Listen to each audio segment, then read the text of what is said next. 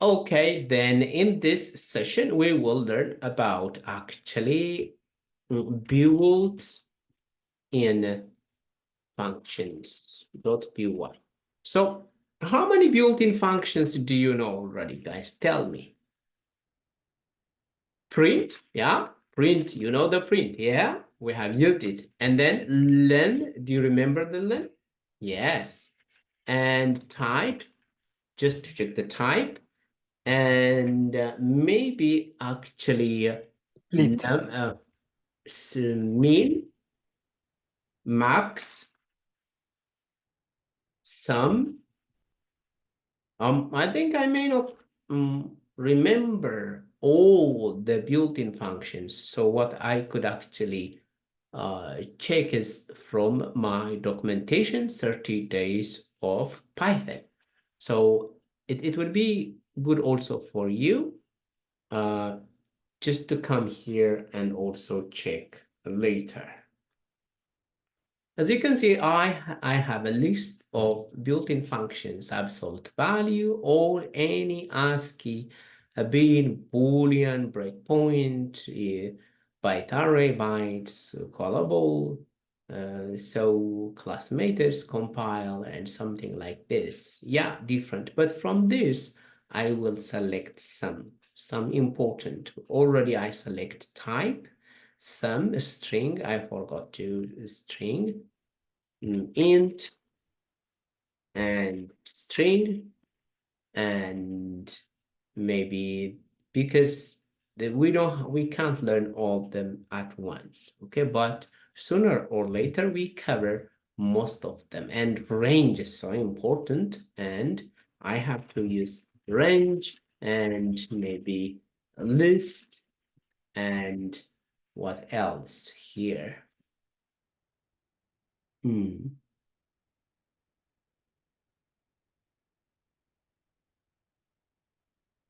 I think this would be good enough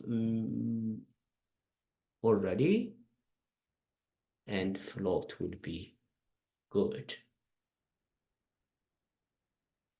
Right, now let's see step by step. Print. Print, what does that mean actually? A built-in function, okay? I use the print function takes unlimited number of arguments, and it display the arguments when it's executed. So this is actually a comment information. So did I say that takes unlimited number of argument? Argument means input. For instance, if I say the first input, yeah, second input, it doesn't matter. And then you can just give some number, 2024, yeah, it's something like that. But let's start with just one input. Print hello world. As you can see, it's just one input, right? And let's run this. Hello world. Okay, let's try it with two input.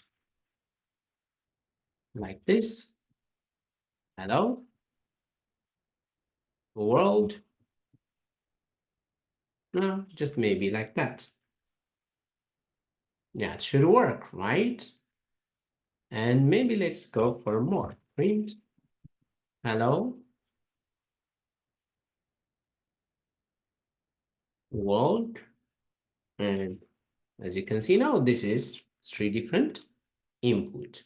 So it means you can just add many inputs inside the print. And actually, have you seen that?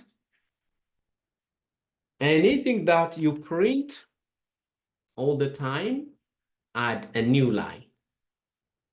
Yeah. Add a new line. So what do I mean that? Okay, line 1. Line 1, print line 2. As you can see, this will be printed out line 1, line 2. But how about sometimes if I want them to be printed next to each other? Actually, this one takes a kind of, yeah. So if I don't put anything, have you seen this? Line 1 and line 2, that means nothing. So if you use the end, and then even you can add something, how to end. Have you seen? Or you can add the end. But by default, the end has this kind of this breaking point, new line. So it was actually adding a new line. So if we want to print in one line, then what we should do actually is something like this with nothing. And even you can add something here and you can even decorate. Have you seen? This is from this one and this one is from this, and in between I managed to add this. But most of the time we don't need this. Yeah, so this is how the print function works. Yeah, sorry for interrupting. Why did you make the end italic? What I did add this. Yes, why did you Okay. write the Let me show you without that. Without that, all the time, the print function print with a new line. Have you seen? This was the first line and this one is. But sometimes you want everything to be in one line, right? No. My question is, why did you write end in italic form? Oh, no, it's not me, just Okay, because I couldn't do. Oh, no, it's just the type of the theme, this one. Okay. You remember my theme is actually Dracula soft. And it's because of that, for instance. How does this look? Now, as you can see, it's not italic even. Yeah, okay. So it's because of the theme, it's not me intentionally doing that. Okay. Okay, now have you seen that? Yes, now it's italic and something different. Okay, good. I think let's get done with this print. Len. What is this? The len is do lane. The lane gives the number of items that's no, the number of the sequences. What are two sequences? Strings are sequences, and list set, and actually tuple even dict are sequences, and we can get the sequence. What does that mean? For instance, let me just write something. Yeah, Python, print Python. So this is the word. How many strings, how many text do we have? One, I think it's 6. So if I want to know the length, I can say Python. Yeah, so I'm expecting 6 characters, as you can see. Then maybe, for instance, if I am interested in the length of this 1, 2, 3, 4, 5, and then I'm expecting 5 items, right?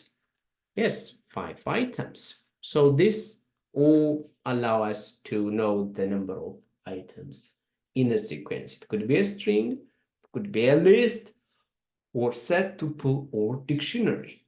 Yeah. And that is it. Type is actually to identify what type is it.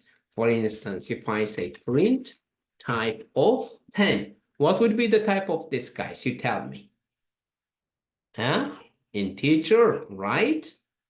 Yes. Print type of 3.14. What type is this?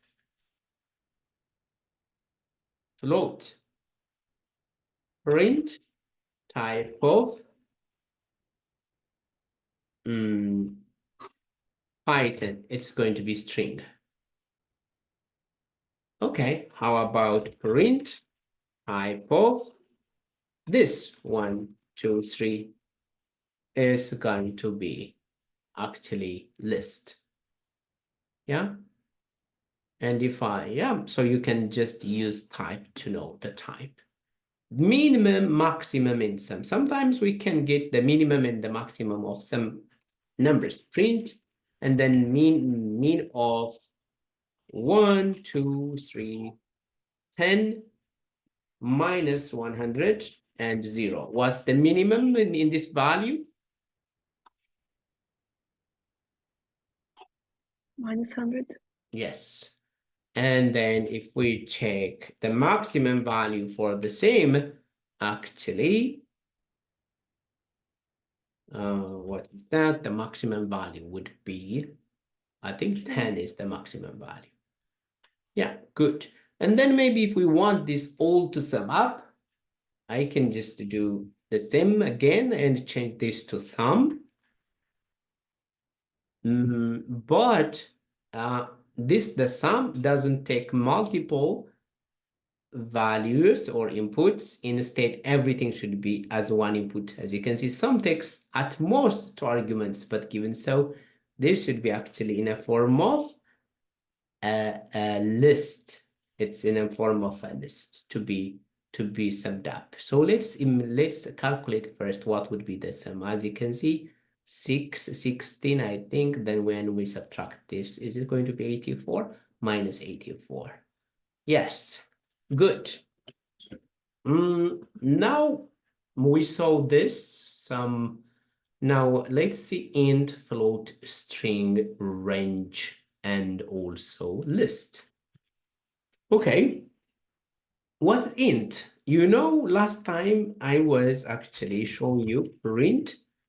Maybe I showed you this. Print 4 is equal to this. Is it true or false? Do you remember what was the result for this? False. False. Why? Because we have a different form. It's the number and this one is a string. So let's see the value false.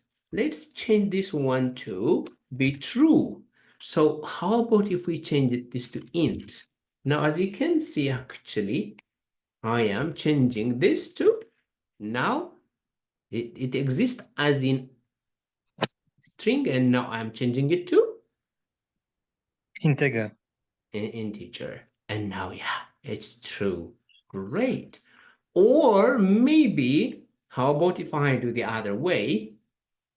This is already a string, and this is the number. So how about if I just stringify this one and just try to check? And I think this should be also true because they are, yeah. Now, as you can see, I am actually changing type from number to integer and from integer to string. Yeah, this was actually an integer. Now using the string function, it is stringified and it's a string.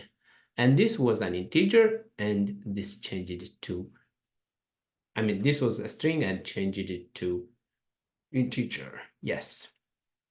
Now, I hope you understand here. So we call this casting, type casting, changing one form to another form. Yes. How about if we have, for instance, G gravity 9.81, as in a form of 9.81. Let me show you this. Can we change this to float? It will be an error. Print float. We can change it to a float, G, and it will be changed. Yeah, 9.81. Yeah, it has been changed. To be sure, if you add something, for instance, if I add actually 1.9, no, 0.19, it should be 10, right? Let's see. Yeah, because it has been changed already. Okay, great. Can we change this to int? Print int G. I think this is not possible. Yeah, as you can see, it's impossible. What we should do first, we have to change it to float, and then float to int. So what we should do, int, first we have to change it to float. And the value is going to be actually the closest or the lowest integer, and it's going to be 9. Yeah, as you can see, because I am changing the float to int, so it's not anymore going to be 9.81. Instead, it's going to be 9. Okay. So we have used the int, the float, and the string. Range. Wow, this is really very, very powerful. Not only for this lesson, for if you go for data analysis, machine learning, data science, this function used quite a lot. And then I will explain this in depth, okay? And not only here, we will also learn this when we learn about list. This built-in function take 3 parameters. Let's hover on it. I think it should also show, yeah, when you hover, actually it says the start, the stop, and the step. What does that mean? Where to start? It has the start, the end, and the step.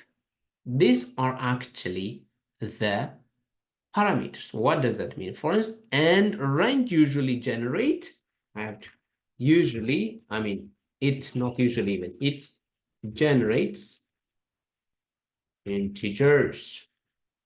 Yeah, only integers. Okay, maybe I can start from 1 and I want to go all the way to 5. So I go 6, I say 6. And actually it's not inclusive. That's why the end is not inclusive. So you have to add additional 1. So I want to increment by 1. So this actually a range from 1 to 5. So numbers 1, 2, 3, 4, 5. So print range. But it's I can print itself or store it somewhere. Print the range. If you will see 1 to 6, but as I told you, it's not inclusive. It just, if you change this to a list, or how do we change this to a list, you may ask. We have this, the list function, okay, built-in function, okay. Print list, and then if I just drop this 1, I will get something. 1, 2, 3, 4, 5. Really? Yeah, because as I told you, or maybe another way of doing it a better way, instead, for instance, this one, I can just call it R. It's a kind of range for the time being. If I pass this R to the list, it will be changed to a list. So, and let's see it. Yeah, it's the same thing. It's a different way of doing. Okay, now, how about if I don't have starting? Okay. And if I don't, what about if I don't have step, but just one value? In this case, if you don't have starting and if you don't have stepping, so this is just the end. So by default, the start is 0 and the step is 1. So now we will see a different result. At least the starting will be 0, 0, 1, 2, 3, 4, 5. But in the previous result, we didn't have 0, right? How about if I put this up to 100, 0, 1? So as you can see, I managed to generate 0 to 100. Yeah, so these are natural numbers. But now how about if I want to generate even numbers? So I can say range, even numbers, usually they start from 0. And then I want to go all the way up to 101. And I want to increment by 2 because evens, you start from 0, 0, 2, 4, 6, 8, 10, 12, something like that. So now let's check this, print evens, but I have to change this to a list to see all the even numbers, yeah? And if you see, all these are actually a list of even numbers. And then if I want to change this to odd numbers, odds, I call them odds. Where is it? Odds, and this should be 1, the increment, even I may not need. Actually, this, we should start from 1, and again, the increment should be 2. And if you print this out, print list odds. And let's see, and we will get only odd numbers from 1 to 99. Now, as you can see, it starts from here. What else? These are actually very important built-in functions. Are these all the built-in functions? No. For instance, here, absolute value, that allows you to just change to absolute value, dict to create dictionary, and yeah, ID to generate ID, input to get user data. For instance, input means I will show you A. Instead of A, I can call it age. Input, what is your age? Or year born. And maybe I can put it here. And then let's check. As you can see, it's asking me to 1985 or something. Well, then as you can see, 1985. Okay. What's the current year? Maybe if we are interested, current year. Here's 2024, right? So, but we don't have to declare. Maybe we can just age is equal to 2024 minus this year. But let us check the type we get this one. Is it really, because when you do arithmetic operation, the type should be integer, right? Or float. Print type of year. Because I'm afraid this is what we get from input is all the time string. Okay. Now maybe I can just write 18, no, whatever, 190.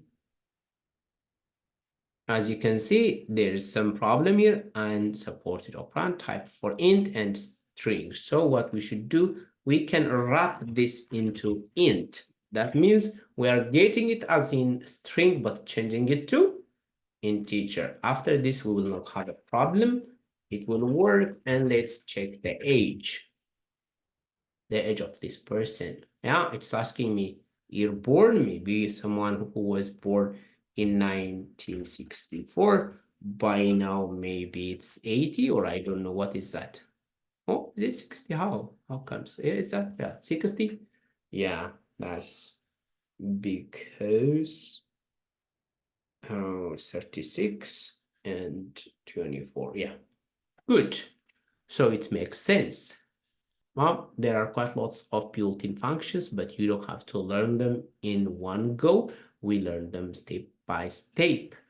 And these are very important. But one last is actually dir. Dir built-in function. What is this dir? Dir, you may use this dir as in a tour guide, you know, you may go to somewhere and you don't know the place. And then with the help of the tour guide or maybe GPS or a map, you get your destination. So this dir help you to navigate or to know about something. For instance, if I just say dir age, you know, that means give me information about that, the age. But it's asking me anyway. I have to print this. And I'm not a fan of this.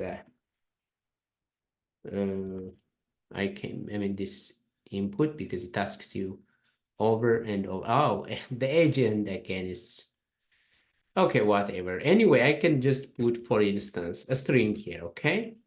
A string, some text. So I'm asking this dir actually to give me information about string. Have you seen the different string methods? Yeah. Or how about if I ask this now? If I provide it here, some kind of number, maybe 10, for even though I'm giving it 10 here, it will give me actually information about all integers, yeah? Have you seen? And for instance, if I give here a list, an empty list, even though it's an empty list, it will give me information about list. Yeah, append, clear, copy, count, or something. So dir is one of the best built-in function. You may need to use it as often as possible because it helps you to know the unknown. Yeah, right.